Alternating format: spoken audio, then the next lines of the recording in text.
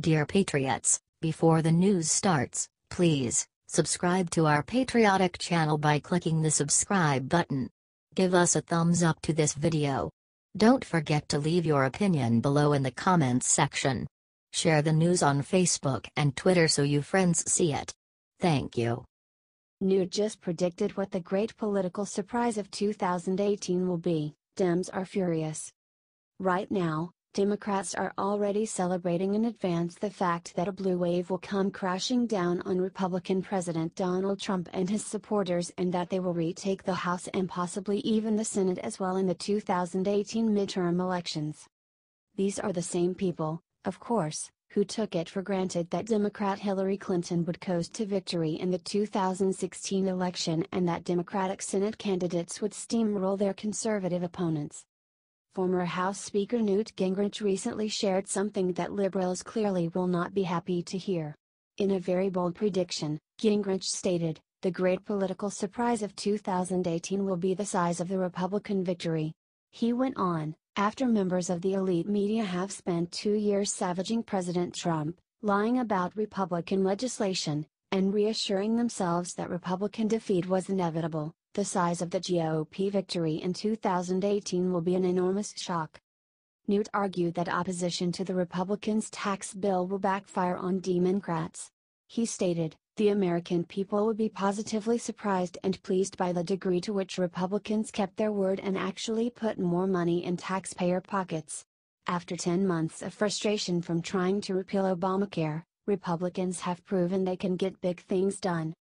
He continued, "Democrats who voted against the bill will live to regret it as people look at their family budgets and realize Democrats in the House and Senate wanted Washington bureaucrats to have more money, rather than hard-working Americans." The former congressman concluded, "If Republicans can learn to tell the truth better than the elite media and Democrats lie, the GOP will win an astonishing victory in 2018. Do you think Newt's prediction about 2018 is correct?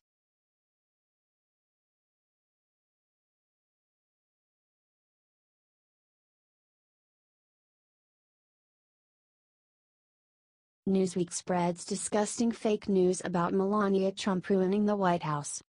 The mainstream media wants to do whatever it can to make President Trump and his family look like heartless people who want to destroy the environment. A flurry of news articles came out against Melania Trump and they are all horribly misleading. Melania Trump orders removal of near 200-year-old tree from White House, writes Newsweek. Melania Trump orders removal of 200-year-old tree from White House lawn, writes Slate.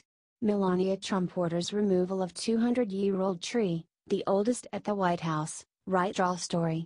Melania Trump orders White House tree from 1800s to be cut down, writes The Independent.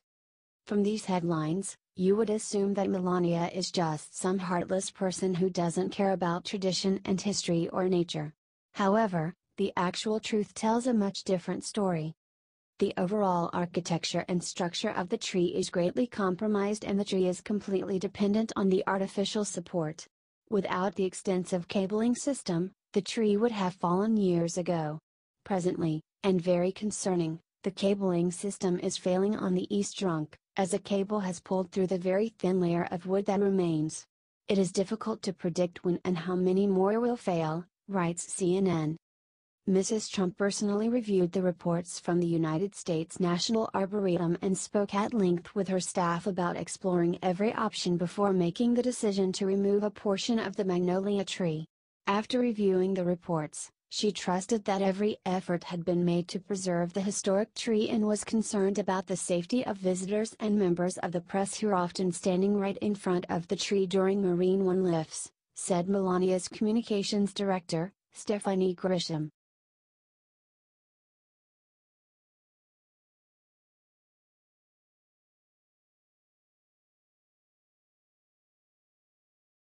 U2's Bono says why he refuses to work with Trump, "It's beyond stupid." Irish rocker Bono's band U2 hasn't put out a truly great album since 1991, and they have been coasting on their past success ever since then. Nonetheless, arrogant frontman Bono still somehow believes that he is culturally relevant and thus entitled to lecture America's sitting president on what he should not do. Bono, Born Paul Hewson, recently reached an all-time personal high in terms of arrogance and deludedness when he declared in an interview that he was not interested in working with Republican President Donald Trump.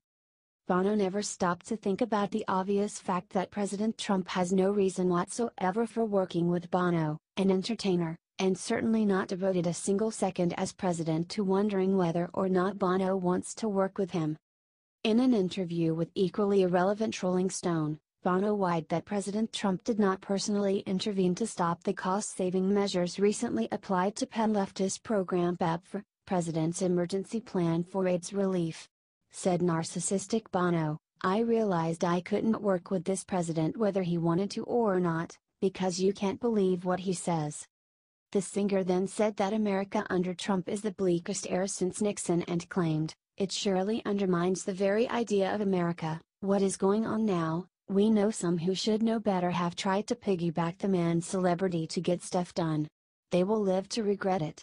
Do you think Bono needs to stick to singing songs?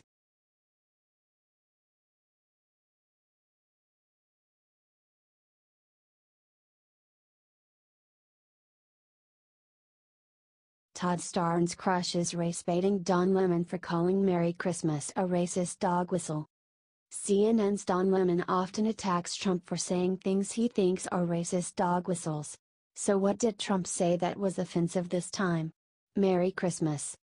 So let's remember President Trump isn't the only president who says Merry Christmas. President Obama and First Lady Michelle Obama said it many, many times. This is a line that we have heard from Donald Trump many, so why does he continue?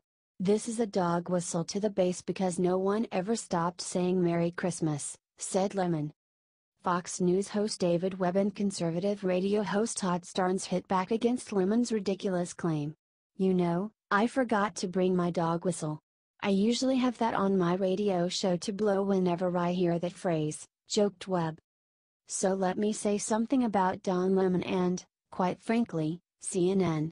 Their entire network is a dog whistle for race baiting, anti-Trump bigots. I mean, it's 24/7. They really believe that Merry Christmas is a dog whistle. It makes me wonder what they think the words ho, ho, ho would be code for, responded Starnes. I want to go to this idea that Christmas is somehow inclusive. Is that really true? Because you don't hear them talking about how well, Ramadan needs to be more inclusive. This really is not about inclusivity, David. This is about marginalizing Christianity, said Starnes. When President Trump said the words "we are gonna start saying Merry Christmas again," what he was trying to tell people was, you know what? I understand the true meaning of Christmas. Jesus is the reason for the season. That was the message that the president was trying to convey, argued Webb.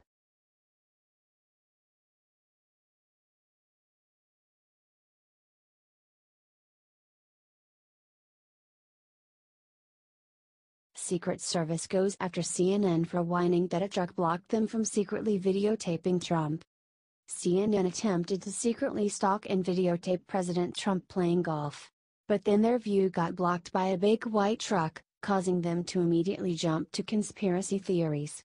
According to CNN, the truck must have belonged to the Secret Service, attempting to block their view of the president.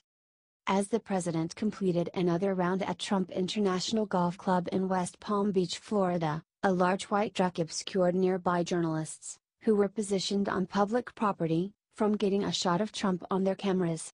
When CNN's photojournalist moved his camera, the truck likewise moved, blocking the picture, writes CNN. On Tuesday, CNN recorded a shot of the president on the course in West Palm Beach. The network did the same on Saturday and Sunday, shooting the footage through a gap in the hedges while positioned on a public sidewalk, they wrote. Wow, creepy. On Wednesday, crews from CNN attempted to record the president on the course, only to be blocked by the vehicle. Cameras for ABC and CBS were also present, writes CNN. The Secret Service responded to CNN's ridiculous claim that they sent a truck to block their shot. The USSS is in the business of protection and investigations, not in commissioning vehicles to block the media's view of the president's golf swing, they said in a statement.